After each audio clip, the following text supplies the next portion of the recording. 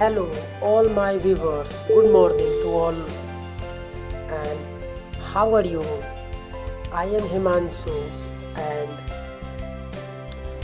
in this video, I am going to explain 8 English universal rules.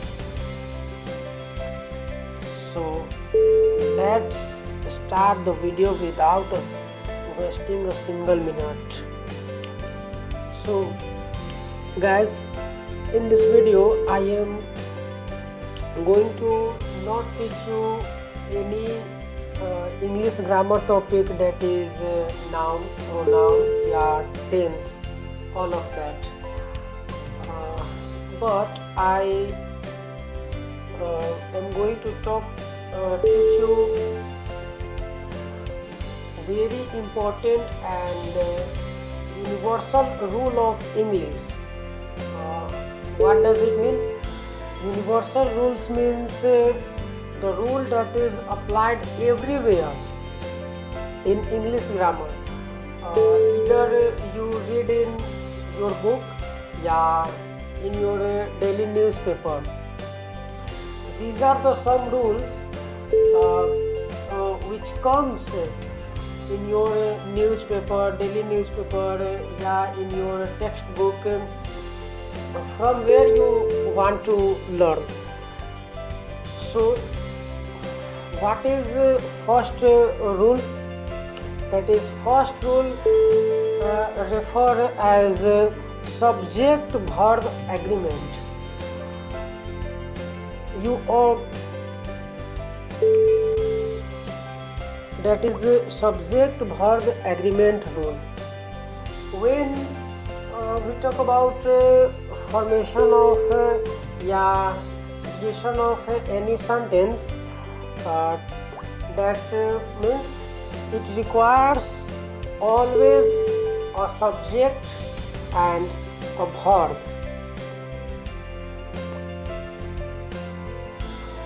What I am saying, when we reframe any sentence in English, it must require a subject and a verb.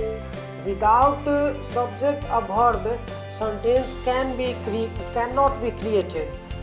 Listen my word. Sentence cannot be created when there is a missing of any subject, yeah, either a verb. Then a question is raised, that is go, sit down.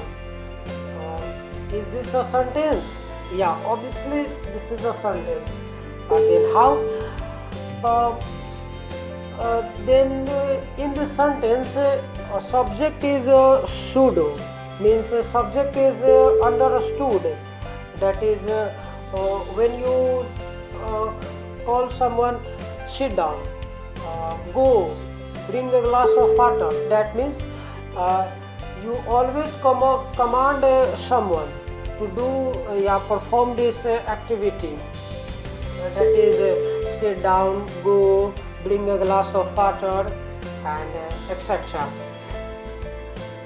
So in all this type of sentence, there is a missing hidden subject, we called as you sit down, you go, you bring a glass of water. So there must be a subject and a verb that makes subject, that makes sentence. So sentence always contain reframe by including a subject and a verb, and I hope you all know to what is a subject and what is a verb.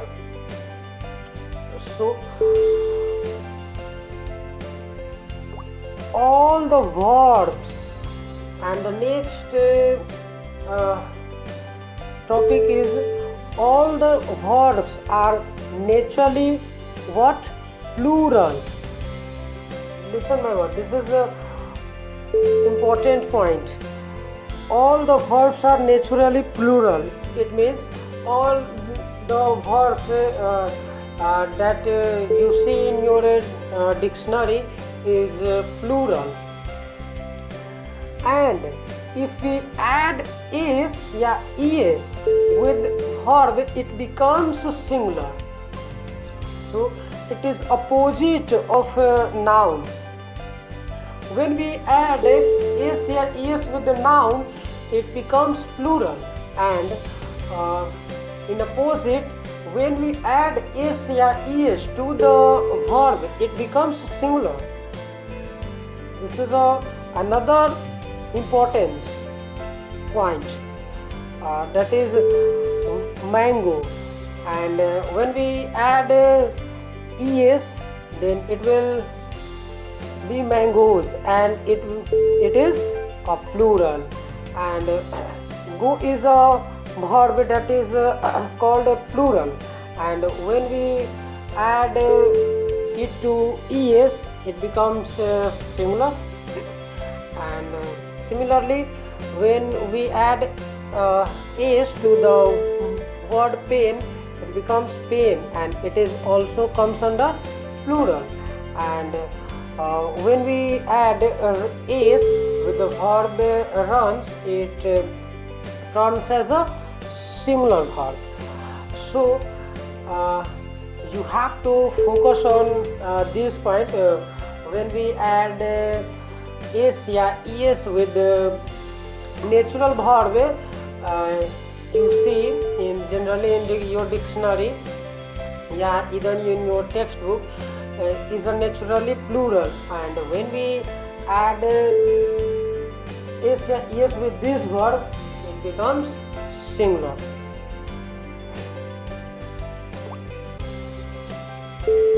And next rule is going to also importance, that is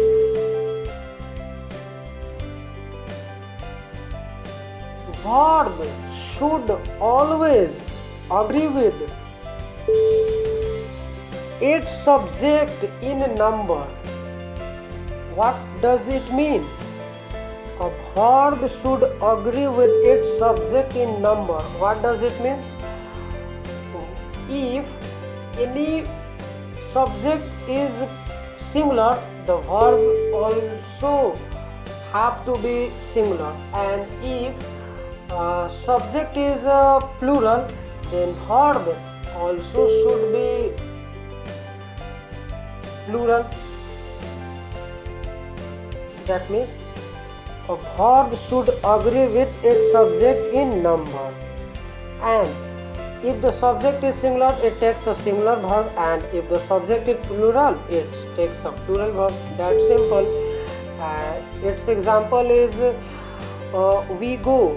We is a plural subject, and as I said, go is a plural verb. So we takes always go. You can't say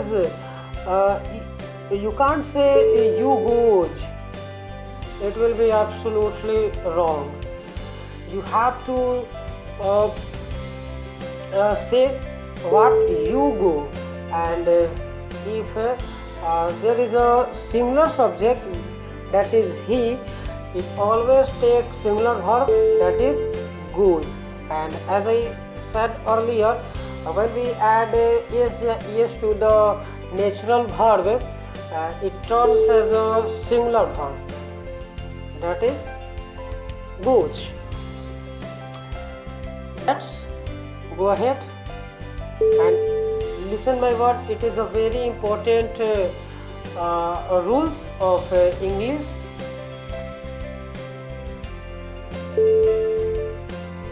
And next I use am and was. This is the next topic. And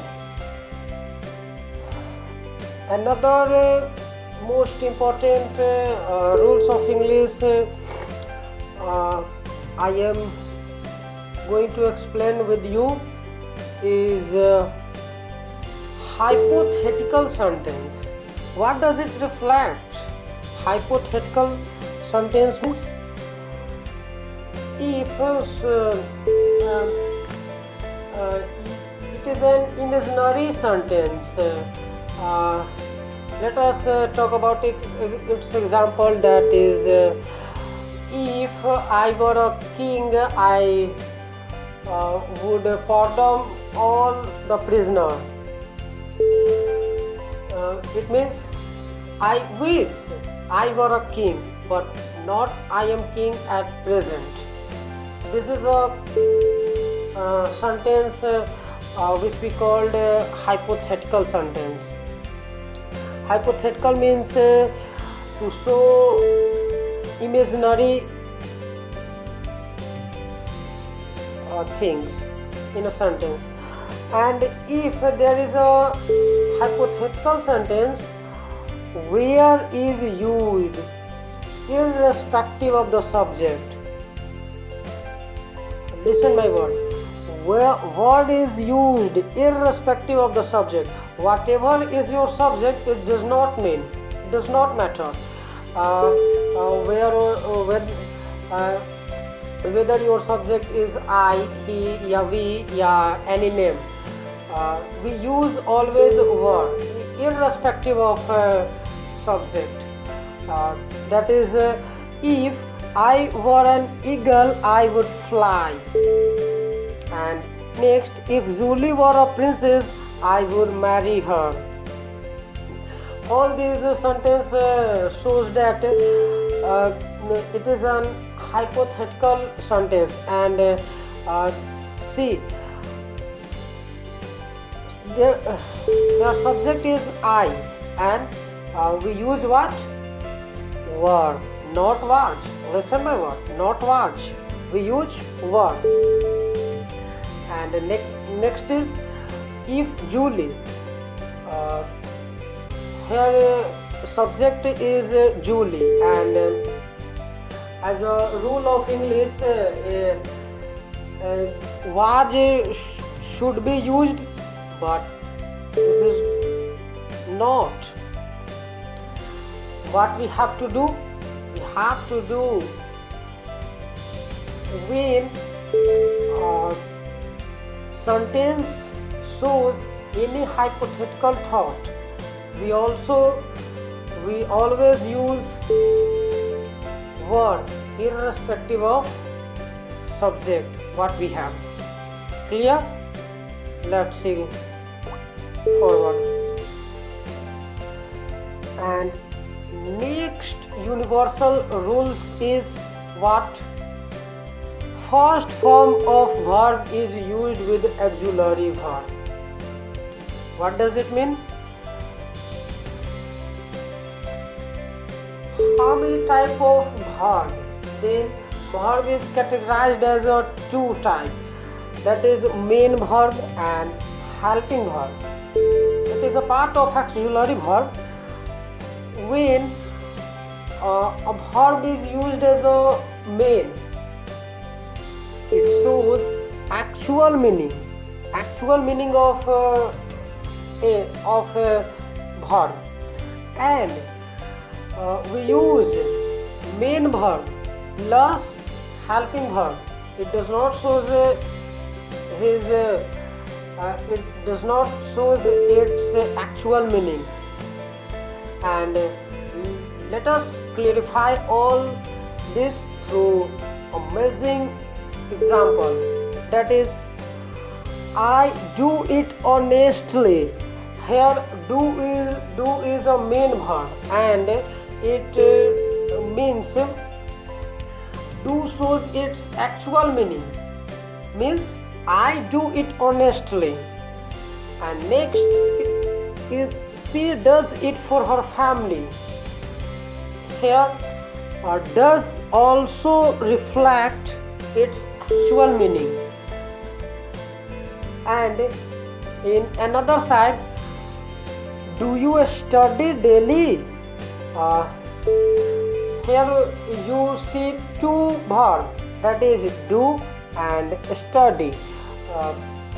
Then a question is raised, what is do and what is study? which kind of verb is do and which kind of verb is study. That means study is a main verb. Listen my word. Here study is a main verb and do is a works as helping verb. So when helping verb is used with the main verb, then it shows not actual meaning, and when helping verb is used as a main verb, there is no any main verb except helping verb. Means it helping verb shows its actual meaning in the absence of main verb, as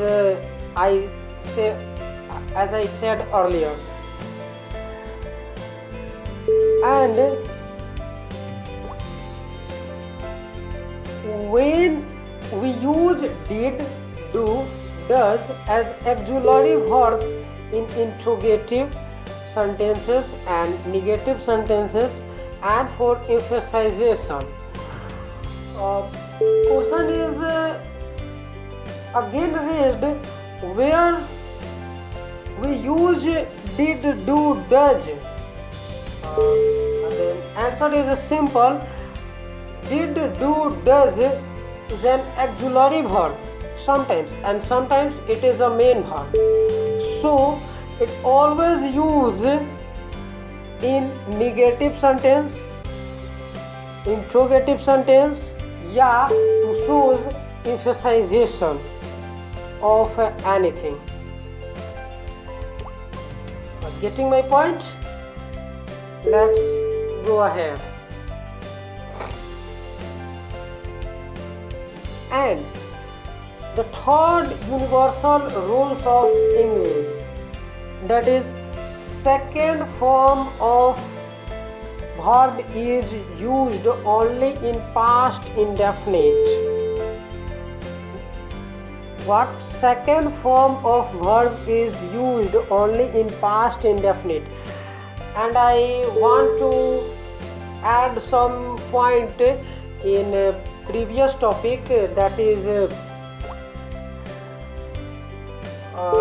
did, do, does. When did, do, does is used in a sentence, then it always takes V1, means verb form must be V1, that is plural.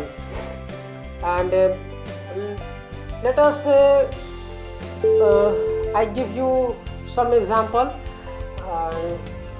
that is do you love music? Did Ram help you? And if I say did Ram helped you, this is absolutely going to wrong. I have to say did Ram help you? You don't use help with the verb did when used as an auxiliary verb. You have to use V1 with the verb did, do, does when used as a auxiliary verb. So let's go ahead. And rule number third, what does it reflect? That it reflects second form of verb is used only in past indefinite tense. Listen my word. Second form of verb, that means it is also called as a V2, is always used in past indefinite tense, but it has some exception. And when you study, you have to know its exception as well as its fact. And the exception is with words such as it is time, it is high time, it is appropriate time, second form of verb is always used. Example, it is high time she worked hard. And next, it is appropriate time you started the business. Someone asked me that it is appropriate time. It looks like present tense, but why did you use the next part of sentence in past indefinite? Then think about it. What is the sentence means? What is sentence reflects? The meaning of sentence is it is high time she worked hard. Means someone realized that it is a time we have to work hard, and if I don't starting hard work, I will be failed, and that was the time it is sentence to be told. It is high time she worked hard, and as similarly, it is appropriate time you started the business. I further explain second sentence. It is appropriate time you start the business. Think if someone who did not start business yet, but he think it is a time, it is a good time, we have to start the business. Then, but it is a little bit late, but it is not going to too much later. That is 1 year or 2 years.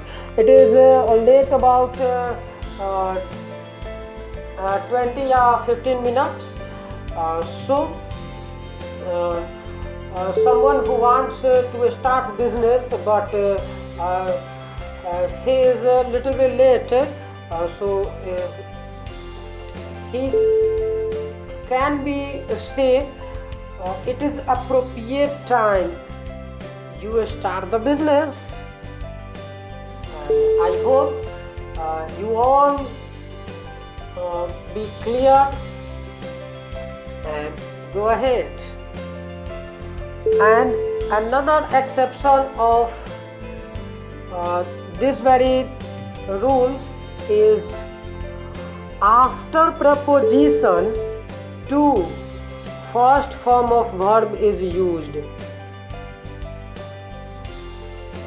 And I will further discuss you in upcoming slide, in upcoming videos, after to which kind of verb is used, which kind of verb can be used, and which kind of verb we have to avoid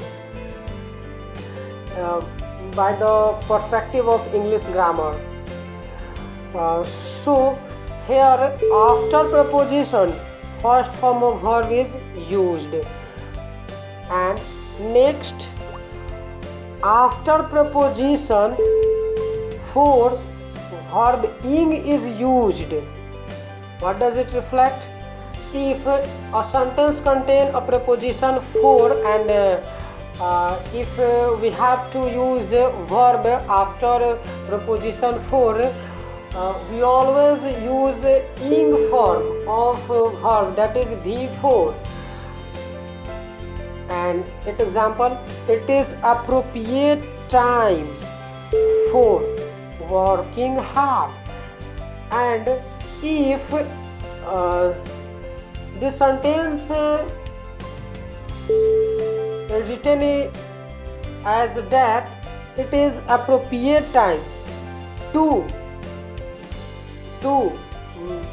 then we have to write worked.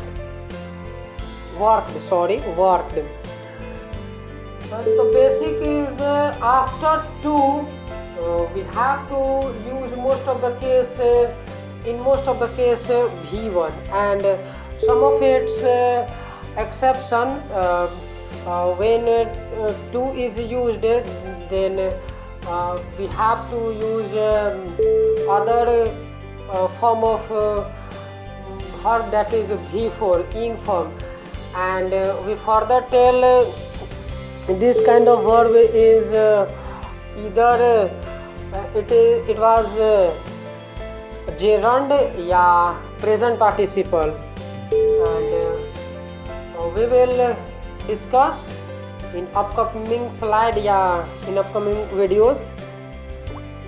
So go ahead and talk about next universal rule, that is after 2. As I said earlier, I tell you the fact, that is after 2 which kind of verb form is used there, and this is the time I describe you all about after 2. When after 2 ing is used, then it is said to be gerund या present participle. Listen my word. When after 2 ing form of verb is used, it is considered as either gerund या either present participle. So if gerund is used in the following exceptional cases: first, verb plus used to, we always use gerund, that is V4 of any verb. Let's say talk about its example. Then I was used to go, not I was used to going market. I am not tell I used to go market. It is absolutely wrong. I have to tell I am used to going market. And another example is she is used to getting, not get, yeah, any form of get. Here is always used getting, V4, and it is used to getting up early in the morning. And the second is group of words after which the gerund form of verb is used with the view to, addicted to. And what does it reflect? When some phrases is used, we have to use gerund, not V1. As I said, when 2 is used in a sentence, we have to use V1. But some of the exception of it, that is when a phrase is used with the view to, addicted to, given to, taken to, objected to, devoted to, prone to, accustomed to, look forward to, averse to, given to, and many more. We have to use what? Gerund. That is, I look forward to. And listen, I look forward to working. Yeah. They objected to, not use, using camera. You all have to say using, not use. You have to all say working, not work. And these are the some phrases which you have to remember. that after to ing form of verb is always used. And, right? Getting my point? Let's go ahead.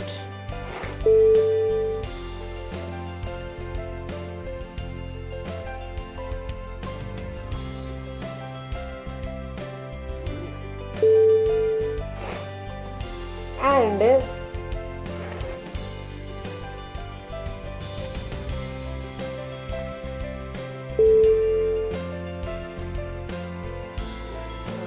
at the end, I want to further explain about to, that is when to is used in a sentence, we have to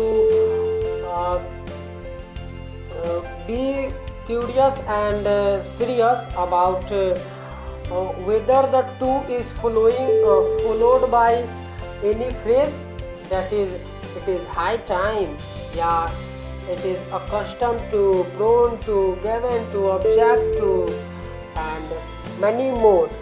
If to is followed by these type of phrases, then we use either V2 या either V4. When we use V2, we use V2 when to is followed by it is high time, it is good time, it is appropriate time, and we use ing when to is followed by phrases like accustomed to, prone to, given to, object to, averse to, and many more. And as I said earlier, I further discussed it too. A case where you all fumble, that is after to what I have to use. Then you observe a sentence that has a to and after to no verb is used.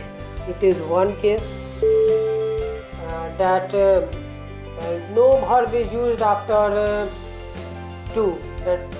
That means she went to temple. Temple is not a verb. Temple is not a verb. Another example, he goes to gym. Gym is not a verb. So one case with the to, that after to no verb is used, and if to is followed by any verb, then 95% cases to has taken V1. Look at this. And example, I went to help them. I went to help them. Look, this verb is from past indefinite and this verb is from present indefinite. So don't fear to use V1.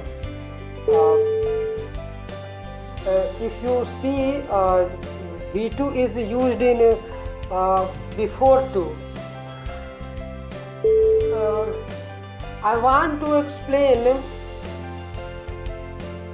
about to, that is when to is used, most of the case to contain V1 and some of the exception where we use V2 and V4. And next I am going to explain about gerund and all about present participle. When we call before is a gerund, and when we call before is a present participle. So the idea is clear. Verb plus used to plus ing. Verb plus used to plus ing is called gerund. Gerund generally shows you call it as a noun. It is equivalent to noun. Where you use a noun, you also able to use a gerund instead of a noun. It works as a noun. It works as a noun. And next is verb plus ing, and when it shows activity, it is called gerund, as I said earlier. And verb plus ing, not a noun, when it shows continuation. When ing form shows any continuation, it means it is a present participle. Example of it, that is I love eating chocolate, means eating chocolate, it shows activity. It ends with Hindi letter na. I love eating chocolates. She does not mind helping others.